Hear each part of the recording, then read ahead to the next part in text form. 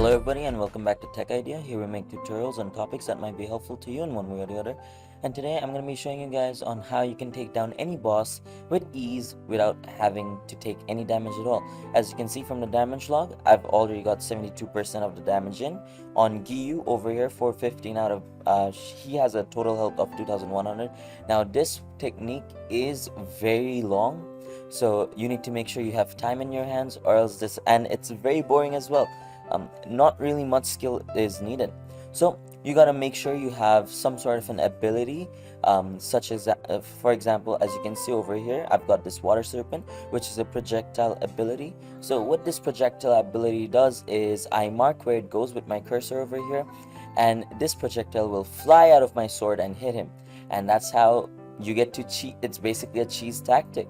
So I'm just gonna I'm just gonna take a little break, and I'll meet you when Giyu's is at 1 HP. Alright everyone, I'm back. So for the past minute or two, I have been throwing just my, the water serpent in. Now he's right there. I'm just gonna use my water basin to land on him. That's gonna do a lot of damage, and by the looks of it, it seems like we got the Shinobu robe, which we already have. So yeah, that's that. I didn't get anything interesting. So yeah, I hope you found this video helpful. If you did, please drop a like, and if you want to see more videos like this in the future, don't forget to hit that subscribe button as well as that notification bell. Thank you so much for watching. Bye bye.